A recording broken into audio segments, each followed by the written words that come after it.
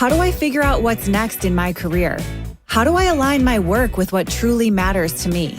And the biggest question of all, can I really design a career that I love? Hey, my name is Jen Smith, and I believe career success doesn't have to come at the expense of living a radiantly happy and healthy lifestyle.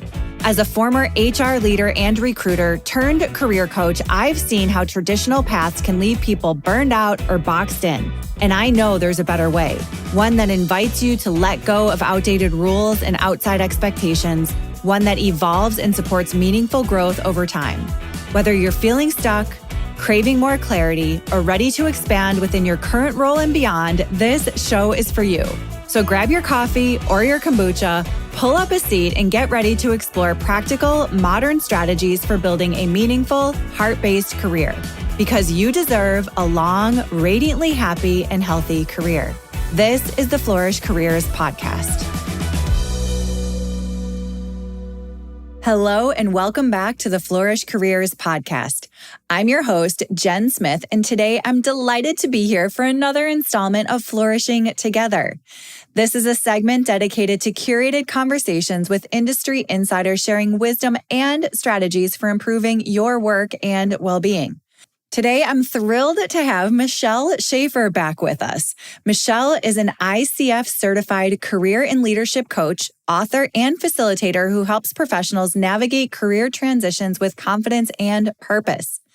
After experiencing two unexpected restructures early in her career, Michelle discovered her true path, which is supporting people to move from job search frustration into work that energizes them. As founder of Michelle Schafer Coaching, she partners with clients across government, high-tech, financial services, and not-for-profit sectors, helping them clarify career direction, craft compelling personal brands, and land roles where their values align. Her award-winning #1 bestseller, Cultivating Career Growth, Navigating Transitions with Purpose, and her recognition as one of Ottawa's top coaches underscores her impact. This is Michelle's second appearance on the show. In our first episode together, we talked about the importance of mindset, which is the foundation of anything. And today, we're going to dig into career clarity. Michelle's insights and stories are down to earth and practical, and I know you're going to love this discussion. So let's get to it. Michelle, welcome back to the show. So great to be back, Jen. Thanks very much for having me. Yes. And today we're going to dig into career clarity, which we both know is a big topic, but it's also very critical in the job search process.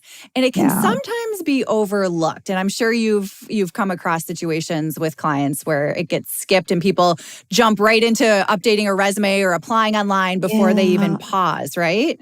Absolutely. And, the just sending out a ton of applications is just never a good strategy. Right. And the reason for that is because there is no clarity. Like there's no idea on what that career target is going to be. I always think of looking for work kind of like, going on vacation, although never as much fun, but Right. The common elements are you need to have a destination, so in a job search, you need to have a career target. But you also need to have a plan. And, Jen, I remember it wasn't that long ago, I spoke to somebody who literally sent out 300 resumes in 1 week. And of course, he wasn't getting any kind of traffic. There were no responses and no interviews. Why? Because there was no customization. There was no target. It wasn't clear looking at his resume, like what he was actually going for. So I do find that, especially when there's a job loss or if somebody is simply looking for work because they're not really happy with what they're doing, the first instinct is to panic, which leads to the mass applications. It's always better to just, hit the pause button, slow down that conversation, and do some reflection first. Yeah. And I think sometimes action feels safer than reflection. So it's like the doing that feels like, oh, I'm productive, I'm getting something done, versus that uncomfortable, unsure kind of in-between moment where you're pausing to actually figure out what that target is. And you're making me think about a quote that I remember that I share with folks. And it's, I think Zig Ziglar, I don't don't quote me on that, but it's something to the effect of if you aim at nothing, you'll hit it every time. Yeah, right? Exactly. Exactly. So we want to make sure we have a dartboard. Yeah.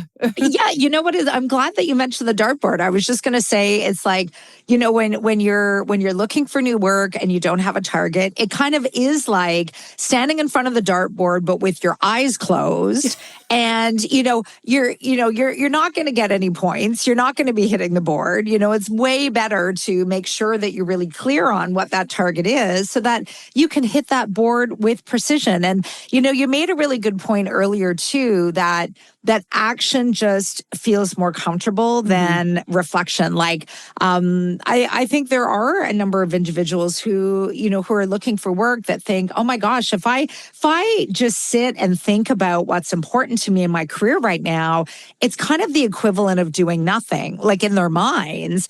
And yet taking that step is so foundational, because when I think of how my career has evolved, I mean, I'm a coach now, but I haven't been a coach forever. I mean, I've been restructured twice and reinvented myself twice. If I hadn't taken a step back before each of those reinventions to think about, okay, at this stage in my life and in my career, what's most important to me, I would be off doing something completely different. I probably wouldn't be very happy. It wouldn't be very aligned with my values. So, it isn't in action actually to take that step and do that reflection. It might be uncomfortable and foreign to a lot of people because maybe they've never had to do it. Like, our careers kind of evolve and we move from position to position. Right. We take the promotion, we apply for the job because somebody said we'd be a great fit. But we do those things without really thinking about what's important to us. And that's why that reflection is really like base foundation. It's where everything grows. Yes, I couldn't agree more. And often I've seen that when you skip that phase, it can lead to longer, messier, ineffective job searches. So it really does help if you just take a minute and kind of think about what's next. And I don't know about you, but I always think about industry, role, and companies. Like those are kind of like, if you had the dartboard, that's kind of what would be in the middle there that you're aiming for. So absolutely. So with that, now I am sure that you find this too, that when folks come to you and you ask them what they're looking for, they usually know what they don't want, but they struggle to really know what they do want. So how do you help folks be more intentional with clarity? Yeah, and I love that word intention, because if we're not like intentionally seeking out positions and organizations that really align with what's important to us, chances are we're going to be running away from what we have or what we've known or what's been comfortable, as opposed to running to something that is a really good fit. So I like to think that there are 5 key questions that are really foundational to helping people intentionally run towards something that's really good fit. And these 5 questions are covered off in my book, Cultivating Career Growth. I have a chapter called Hitting the Pause Button. And I'm going to be sharing a freebie, of course, with your listeners that also allows them to document the responses to these questions. So question number 1, this is a big one, is what work really fires you up and energizes you? Like if you're honest with yourself, and you think about even like 5 or 6 very specific instances in your career when you were excited, what were you doing? Why were you energized by those things? So, reflecting on that, because, intentionally seeking out an opportunity of good fit, you want to do work that energizes you, as opposed to question number 2, what's the work that drains you? You want to do a whole lot less of that work. Yes. And the interesting part about that question is we can be really good at certain things, Jen, and we might even be known for those things and people seek us out for those things, but it just completely drains us. It takes energy away. Like for me, I remember early in my coaching career, I wrote resumes. And I could do it well, and people came to me for that, but it just totally drained me. It took all the energy out, which is why I don't write resumes now. Happy to coach on resume writing, but not actually writing them. So that's question number 2 about draining work. Question number 3 is about, like, what are your transferable skills? What are those skills that are portable to other roles, other organizations, other sectors? So these are skills that you've developed over the course of your career that are sought after in other places. So things like, delivering an exceptional customer service experience, or leading teams, or conducting research, leading projects, writing reports, delivering presentations. All of those things are transferable skills. And before we can seek out a new opportunity, we really need to know, what are those skills, and especially what are the skills that are connected to the work that gives us energy. That's question number 3. Question number 4 is about what kind of environment do you need to be successful? So this is everything to do with the organization that would be a great fit for you. What are the values of that organization? What's the mandate that you can get behind? What kind of leader and teams does this company employ? You want to make sure that you're aligning yourself with a company that believes what you believe in. And question number 5, to kind of round up the 5, it's, what are your non-negotiables? So the non-negotiables are your deal breakers. Those are the things that are so deeply important to you that you might walk away from an opportunity if they weren't there. So when we reflect on all those 5, it can help us be really intentional about those next steps. Oh my goodness. Yes. I wish listeners could see. I'm just nodding along. Yes, yes, yes. Yeah. So Michelle, I just love talking to you because we are on the same page with so much of this. It's really good. So a couple things I want to point out. The energize and drain. I talk about this all day, every day. And another kind of way to think about it is, I call it your superpower. So it's what you're good at and that you love doing. So that combination is so, so key. And then you think about, and the other word that's kind of running in the back of my mind as you were talking is the sustainability of work when you're doing work that energizes you in the long run at an organization that's a match. Like, it's so much more sustainable for you in your life, when you align these things. So I'm so glad that you mentioned this. And then the third point I just want to squeeze in here, because I know it's super tricky for folks, is that transferable skills. And so a lot of times people talk themselves out of things because, I never worked in the education sector before, or I never worked in tech before, so they're never going to want me. But you have so many transferable skills, like all of those skills that you were mentioning and a million more that can translate. It's just a matter of translating it for the person that's reading or you're talking with, right? Yeah, absolutely. And I find the key to that, is doing that kind of translation. So, if I'm going to use our federal government as an example, and because we're actually here in Canada, our government of Canada needs to shave 16,000 jobs over 3 years. And so right now, at the time we're recording this, people in all kinds of departments are getting these notices saying that their job might be affected. So it's helping them to kind of move along in the process and figure out what something new might be.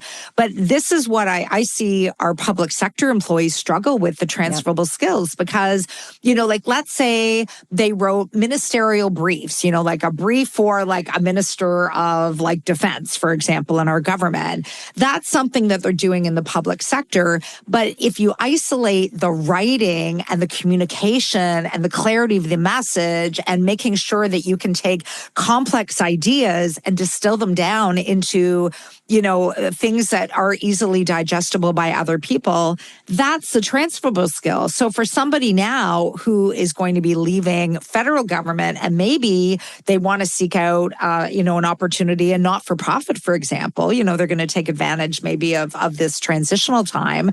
That is a transferable skill, but it's about communicating it, not the writing of the ministerial briefs, but really focus on how the clarity of your communication and your messaging and how that was received, that is transferable to other places. Yes. It can be really hard, but when we remove the jargon and the industry specific terms, and we just let that bud of the transferable skill exist, it can be really compelling when we're talking to other people. Yes, that is such a good example of a transferable skill and how you get to kind of the root of the skill and then clearly articulate that in a way that's going to resonate with your target. So that's the other thing, knowing your target and then kind of reverse engineering. Okay, how do they talk? Let me look at the job descriptions. Let me look at their website and see what language they use.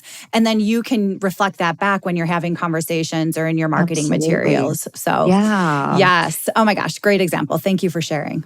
You're welcome. Yeah, Now, lots going on there. Yes. And now I wanted to kind of switch gears a tiny bit because AI is in our world. And I think there's good, bad, and ugly with this. And so in terms of career clarity, where do you see AI being helpful for folks?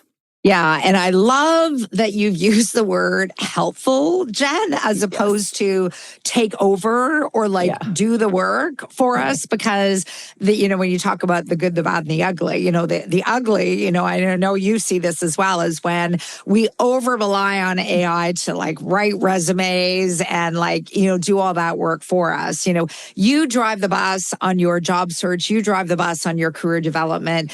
Don't put the power in the hands of AI to do those big, heavy lifting. But where it can be helpful, especially around, trying to figure out what your career target is going to be, is you can leverage AI to be, I like to think of it as a thinking partner or a research partner. So, if you take all of your reflections from the 5 questions that we've been talking about, and you put that into AI, ChatGPT, Gemini, whatever it is that you use, and you also upload at the same time your resume minus any identifiers, strip out name, phone number, email, the companies that you work for, create, it's just really your achievements and your education that needs to stand. When you upload both of those things at the same time into AI, you can use a prompt that goes something like this. Now that you see my career preferences and my resume, which reflects my skills and my achievements and my interests, identify some career options for me that would be good fits for me, and give me some reflection questions that I can ask other people and ask myself as a way of helping me decide what would be a good target for me.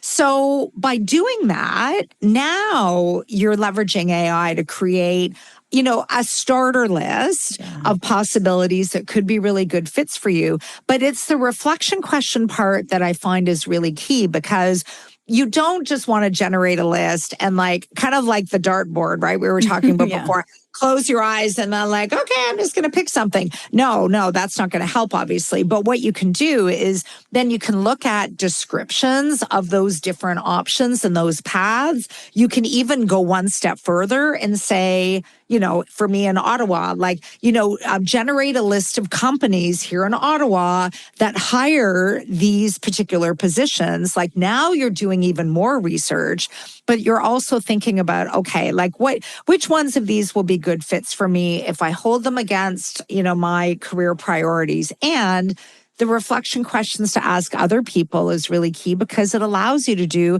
some research, go and talk to people who are in these roles, find out about, what's going on in the inside. How do you actually get into that particular career path? What kind of courses do you need to take?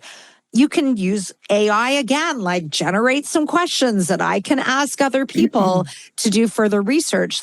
Now you're using AI not to make the decisions for you, not to apply for jobs for you, but to be your thinking partner.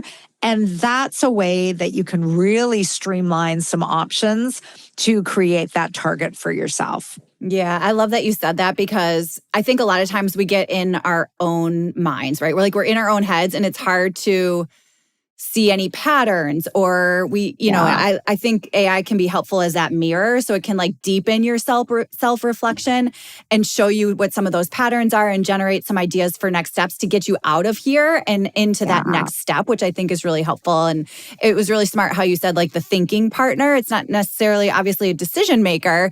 It's that thought partner that can help you kind of move beyond. So take Michelle's awesome 5 questions and, jot down a few thoughts about each of those those and then use AI to help reflect those patterns and help you take the next step. So exactly. yeah, And I love it. find like, by doing that, I've seen clients move from a place where they're really stuck when they want to start working with me. Like they've tried some things on their own, they've explored some other paths, but I'll be honest, like when I ask them, oh, so like what kind of things have you been doing to try to figure out what your next steps are?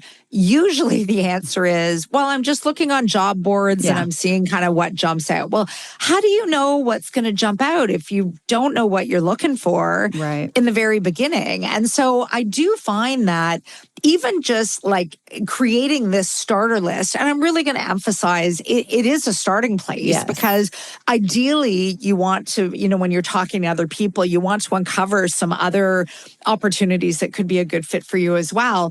I do find it gives some motivation. It gives some excitement. Like I've had some clients that when we go through this exercise together and they say, what? Like I didn't know that these other options were even available to me. And I find that's really, it's inspiring for them in a way, but it is motivating because they can see, okay, there are choices, there are options. Like I don't have to stay stuck in the same, path or the same role. There are other things that are available to me especially based on my transferable skills and preferences. And that's why like the reflection part is so foundational, because I actually tried this with somebody I met with the other day. And so this was, a favor to a friend of mine. Her university-age daughter is starting to think about next steps beyond graduation. She's going to be graduating next year. And just as a first step before our meeting, I just ran only her resume through AI to generate some paths based on her jobs up until that point and her degree. Of course, that list was very limited, and it wasn't a reflection on what was important to her. Then I met with her and I gathered like the 5 questions. I gathered all that information, like what do you really enjoy from some of the things that you've been doing? What are some of the, organizations you're interested in? And when she filled in those gaps for me, I fed all of that back into AI along with the resume again. It generated a totally different list of options. I mean, there was some overlap, but there were other ones. And she's completely jazzed now about this list. She said, I feel like that is kind of where I am right now. Like it really reflects things that I'm interested in. And so you can see like those 2 pieces together can be really powerful to just helping people get clear on what the next step in their career will be. Yeah, it goes back to something you said earlier around running towards something versus away from something, which is a game changer in your career. And I've been there myself, like, oh my gosh, this job is so draining. Like, just let me run away from it. And then I just like go to the next thing and then it turns out to be the same. And it's like, once you just like pause and then you have something you're super excited about, it changes your energy, it changes your days, like you're living more intentionally, all the things. And so I'm really glad that you shared that. Yeah. Well, and it's all about alignment. You mentioned it right up at the top of our conversation about intention. And, the alignment in our career fulfillment comes from like the 3 pillars, out of those 5 questions. It's the energy work, it's the, values and organization that believes what you believe in, and the non-negotiables. And even just isolating those 3, those are the 3 keys to career fulfillment. If you have alignment on those 3 and there's some intersection, I mean, obviously there's no perfect opportunity. But when you have a lot of alignment on those 3, chances are you're going to be more fulfilled. You're going to stick around a bit longer. If there's an imbalance in any one of those, it is going to cause you to look elsewhere. And I see this especially when people, when people reach out and they're interested perhaps in working with me, and I talk to them about those 3 questions. And for some people, they're like getting like they're below the level on all 3 of those. Like there's no satisfaction in all 3. And I said, no wonder you're wanting to look elsewhere. Yes. Like it's very clear. It is. And we can always take stock of that. Like I always say to people, like be always be ready for change. Yes. Change is out there. And the more that we can be ready for it and know what our next career step is before we're in a position where there's job loss, the better. And you can reflect on those three elements, those three keys to fulfillment at any time in your career, and literally hold it up against what you're doing and where you're doing it, and see where's their alignment and where are their disconnects. And those reflections tell a story. Yeah, they really do. And I love that you kind of distilled it into those three. I talk about energy, impact, and values, which is pretty much the same thing that you're talking about here. And it is really interesting when you're talking to someone and kind of like, I don't want to use the word like diagnose, but like assessing like what's off. And when you can hear when someone's talking and you're asking those questions, you can hear which pieces are off or all three of those are off. Yeah. It's really clear. And it's helpful to have a coach kind of reflect that back to you as well. Yeah. And people can do that themselves or in a conversation with somebody. So absolutely. Yeah. I mean, sometimes it's as simple as, like, oh, I love my job, but their organization has just gone through a merger, or, maybe there's a new leader at the helm and the whole culture is shifting. Right. So then there's imbalance. Maybe they love the organization, the culture, the values, everything's totally in line, but they're just not loving their work anymore. Like they're not challenged. There's no energy there, even if maybe there was at one time. Like even just isolating what is out of whack, what's imbalanced can really tell a story. Like, oh, I still want to do the same work, but somewhere different. Or, oh, I still want to stay here, but do different work. Exactly. You can see how that really opens up possibilities for people. And that's why I always say, like, nobody's ever stuck. I mean, there are options and choices. Yeah. And I'm glad that you mentioned too, and I talk about this with folks as well, is there are options within your own organization. So if you are in that place where you really like the company and you're aligned to the values, like think about different departments, going back to what energizes you, what department would feel more aligned. And it's okay to shift. Like we don't have to stay in the same thing year over year. And I think the really good organizations understand they want to keep their talent under the umbrella of the organization, and they're willing to move people around. So I think that's like one of the best moves you can make is internal. So and that's something I think a lot of people also don't think about, that is an option. And I've done some work with leaders, actually helping them be intentional about the career development of their team members. And I'll flip that around to team members as well and say, like, team members, you drive the bus on your career development. It is your leader's job to support your development. Right. It is not your leader's job to like create these opportunities for you and everything. Like, so it is, it is something that everybody can do, back to that intention, like intentionally approach your leader and say, like, I'd really like to have a conversation about my development. Exactly. And come prepared with your own reflections about what energizes you about your work, what drains you, what do you have your eye on? Like, what is within the organization that interests you that maybe you just haven't had a chance to do yet, and ask for your leader's help to, help you transition maybe to just even learning about some of those opportunities. But what I do find leaders will do is, they'll say, oh, well, we talk about that every year at the performance review, but then they allot like 3 whole minutes to what do you want to do with the next 2 to 5 years? Like that's just not enough time. So, intentionally like book time with your leader. This is a meeting now that you're leading. Show them that you're keen. Show them that you love this organization, but it's time for you to explore some different things.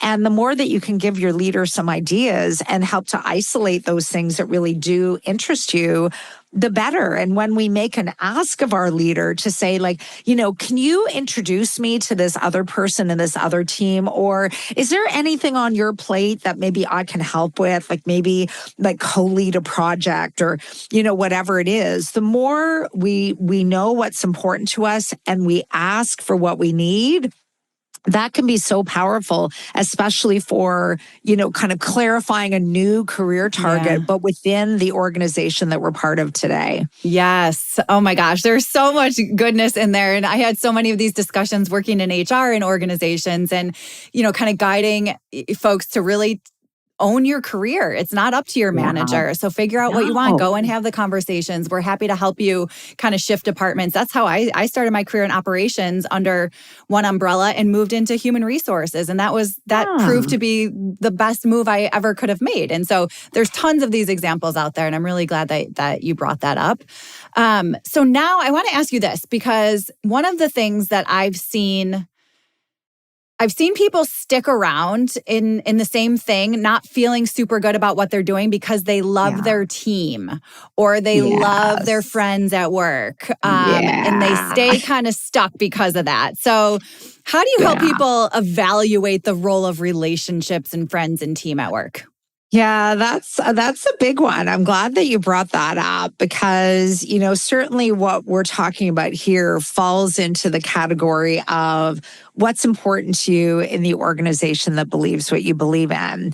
And certainly those relationships are key. One thing to think about is having, it's kind of like visualizing a different experience. So like I might say to a client, so imagine a world where like your boss moves on to another opportunity, or like the team members that you love doing work with, they resign and they move on to something else, or they take on another job within the organization. Now they're part of a different team and they're not in the team anymore.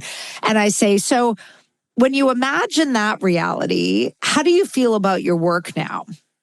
And things shift because then it's like now there's a gaping hole. So now, those relationships that I was counting on, they're no longer there anymore, which exposes the reality, which is I don't really love my job. So I do caution clients, and this I see actually when people accept jobs. Like I've had people accept jobs because, this boss, like I've always wanted to work with them. That's great. But I say, well, what would happen if that person moves on? Will you still feel the same about your work? Because if the answer is no, then that tells a story. Yeah. So yes, the relationships are important. And always, we want to work with teams, with people that, not only do we like, but, we can collaborate with, we can be productive with, we can develop with as well. But it comes back to those 3 keys of fulfillment. If that's the only thing that's keeping you in, that's a red flag because those relationships might change just by virtue of changes within the organization. Yes. Oh my gosh. I'm so glad you mentioned the part about accepting a role because you love the boss. I have seen this happen so many times where people take jobs because they like the leader and the leader leaves and then what? Like it happens, especially good leaders. They're going to move around. They're going to do their thing. They're developing their own careers. So, oh my gosh, you have to be really careful about that. And the other thing I would add to this too is I talk about when people want to leave an organization, but they stay because they love their team. And this happens with leaders as well. Like, I love my team. Like, I built this team. It can feel like a breakup. Breakups are hard, right? Like, it's hard. And so it's okay to think of yourself. You'll still have these humans in your life. You just maybe won't work with them every day. And you can keep in touch in a million different ways now with technology. So, Oh, exactly. Well, and I've seen people really like either close to burnout or in burnout who also make that same call. Actually, a friend of mine, I mean, she eventually left the organization she was part of, but I remember having conversations with her and she was just not healthy, but she loved her team. And she felt like if she were to go off on leave or if she were to leave completely, who's going to be there to protect the team? And I said, like, okay, so let's flip that around. If the organization had to make a business decision, are they going to think of your best interest? No, they're going to think of the organization's best interest. So you do need to think about yourself. And the more you continue to be in an unhealthy state, and maybe for some listeners, maybe you're in a toxic work environment, and you just feel like, oh my gosh, I can't leave because the people I work with, I'm protecting them. We all need to stick together. The reality is that is not not sustainable. It Right. just is not sustainable. It might feel like it right now. But over time, it is going to catch up with you and not in a good way. So, that back to what I shared earlier about just be ready always, even if you're not going to do anything, make sure that you are looking a few steps ahead. Like, what will your next career step be if you needed to make a move? And is your resume and LinkedIn profile up to date to reflect that direction? I mean, some people don't touch their resume. It might be like 10 years, if they've, been in a role because they haven't had to think about a new career target. And then something happens and they have to quickly. So always just like have those things up to date and think about what your next steps are going to be. Always assess, against the keys of fulfillment, what's working, what's not working. That's going to, kind of paint a picture that will help you take next steps going forward. Right. One of the things that's come up recently in my Flourish Careers community was updating resumes when you do your performance review. So your annual and mid-year performance review, people have been then updating their resumes at the same time because it's so uncertain out there. And I think that's a really good best practice. If you're at least going to think about it twice a year, when you're having discussions with your manager, go ahead and update your resume at the same time or your LinkedIn. Oh, for sure. So, yeah. I mean, one of the other things to add to that is keep, you can call it what you want, but like a sunshine file or a brag file or, something where even if you're not doing a full update of your resume, maybe until the end of the year. And I think that's a great suggestion, like to do it at least once a year at PA time. Keep that brag file and just keep, logging your achievements. Like projects that you're involved in, maybe you solved a problem and you got really great feedback or you were nominated for like employee of the month or like whatever it is. Like keep those things updated, like even just a little keywords and notes, because that way when you do update your resume, you're not going to have to think hard about what those things are. You're going to have all of the information at your fingertips. Then you just need to massage it into a statement that's really good for your resume. But I see it. I'm sure, Jen, you see it as well. Like clients to say, oh, you know what? Like I remember doing, I remember being involved in this, led this initiative 5 years ago, but I can't remember what it was and what happened. If you're keeping up to date all along, it makes that job a whole lot easier. It does. Yeah. Really good guidance. Now, you talked about non-negotiables. I want to talk about lifestyle for a second, because for a long time, many of us were taught to design work first and hope it fits into our lifestyle. Yeah. So I think things have been shifting. So I would just love to hear how you help folks with that. Yeah, for sure. And I think, the evaluation of an opportunity, you can use your non-negotiables to evaluate those things. Right. And what I do see, those lifestyle elements fall into the non-negotiables. Right. Now, for some people, they're okay compromising a little bit for the right offer, like for the right organization, the right position. But there are some things that are like hard and fast. Like, and I see this with clients who have, maybe they're in roles and with organizations that have like a 24/7 kind of like either mentality or approach, or that's just the nature of the job. They have to be on call and they have to work weekends and they have to do that kind of thing. For some individuals who realize, you know what, like I just don't want to live like that anymore. I want work that's going to create some space for the things that are important to me. Now those things become non-negotiables. And if it's a non-negotiable, that means that the offer might be great, but that person may not necessarily accept it. Right. Or if they accept it, they're not going to stay there for too long because it goes against what those non-negotiables are. And the one big thing that I see showing up now is, with a lot of organizations around the world moving back to an in the office approach. Like for some, it's like 5 days of the week. You have to be on site again. And, for the last 5-6 years, we've become very comfortable with having some work from home. That might be a non-negotiable because it speaks to lifestyle, like for a lot of people, they want at least hybrid. Yes. So that they can have some time at home, or at least be some like flexible with their hours. So, do use that as part of your assessment. Like, know what that lifestyle needs to be. What are the things? What are the factors that are like so deeply important? Those are the deal breakers. What are the ones that maybe you would be willing to compromise on? And that's going to help you in the whole evaluation. Like, I'll give you an example. Like, one of the clients I worked with, he was in the restaurant business. Like, since he was a kid, like his family owns restaurants around the city. And so like from the time he was like 10, he was bussing tables like that. Those were his early jobs. And then he went on to own restaurants.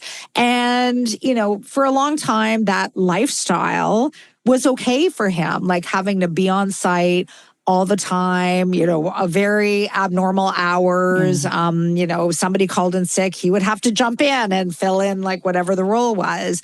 But then, he, later in life, he got married, he started a family. And at the time I was working with him, his son, I think, was like 6 years old. And he just realized, you know what?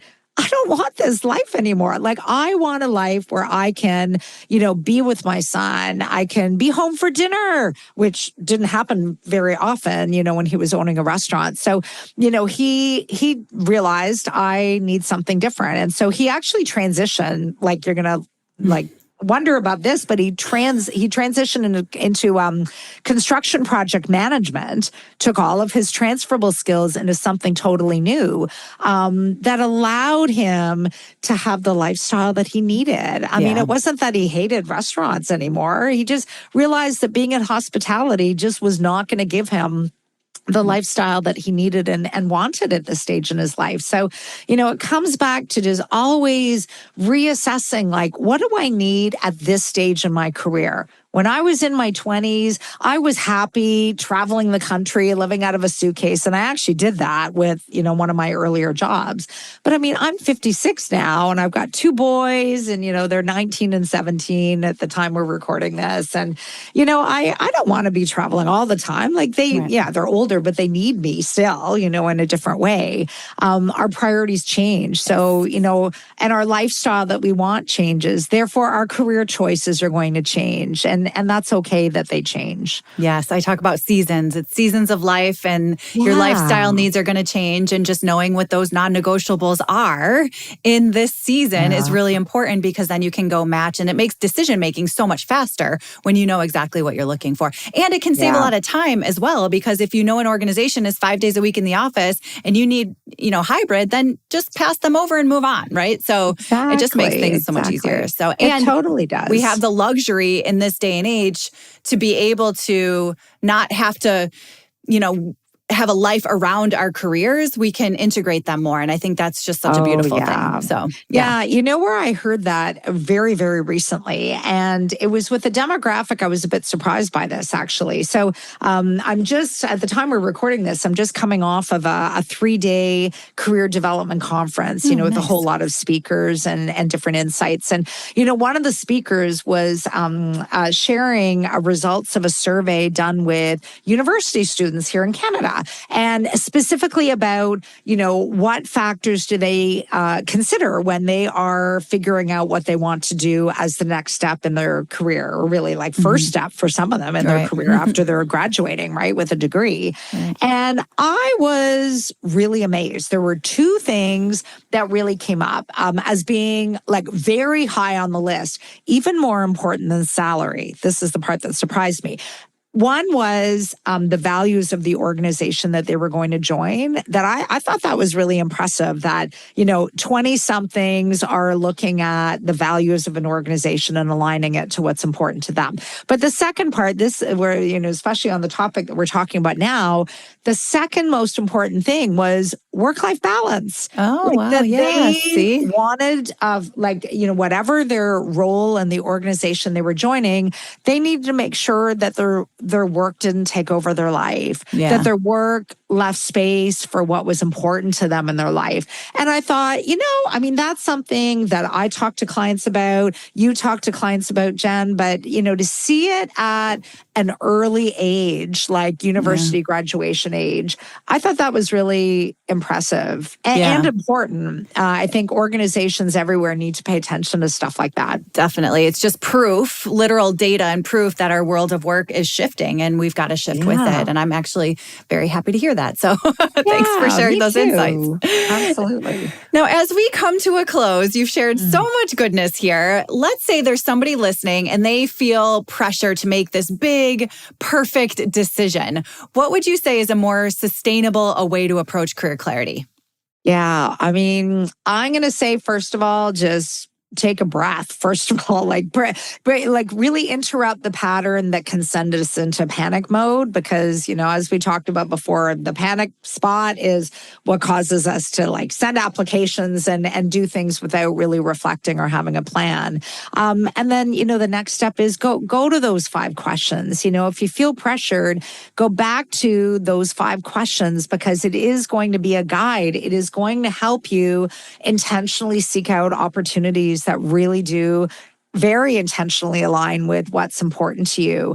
Really, I'm going to say the next thing to do is, reach out and talk to your network. Like, don't feel like you have to do this on your own. And especially if it's feeling heavy, like you need to like run into a decision, remember the running away from and the running to, you really want to run to something of good fit. But your network can be a great source of information. You can reach out, you can get connected to people who are in some of the possible roles that you're looking at the very least, that they're connected to the organizations that really do align with what you believe in, and seek out some support. A career coach, who can be, very objective and be a conversation partner as you're contemplating different options. Sometimes just working with somebody else can help you evaluate options for good fit.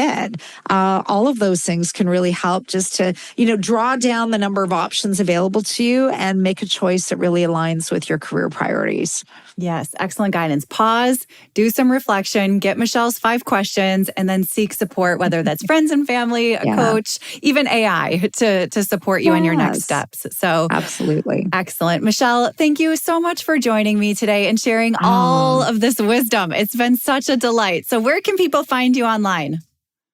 So there's a few different places. So the first one is my website, mschafercoaching.ca. And I've got 2 freebies that I'm offering, and the information will be in the show notes. One is access to what I call the Career Focus Framework, which captures the 5 questions that we talked about today. The second one is a free chapter for my book, which is called Cultivating Career Growth, Navigating Transitions with Purpose, which is available on Amazon. Another place that you can find me is LinkedIn. Please reach out, follow me, connect with me. Let me know that you heard me here in this conversation with Jen. And I would say I probably post about 5 out of every 7 days of the week about career exploration and job search topics. So lots of inspiration and information in there as well. Yes. And I have to say, Michelle, out of the many, many career coaches that are out there, you are definitely very practical, very grounded, interesting stories that you share. And so I'm so grateful that you're here with us today. And I definitely recommend folks to reach out. Michelle's one of the good ones, friends. Thank you. Oh, we've had such a great conversation. Thank you so much for having me today, You are welcome. This has been such a delight. So listeners, as always, the notes from today's episode will be on the blog at flourish.careers/blog. Thank you so much for tuning in, and we'll talk to you next time.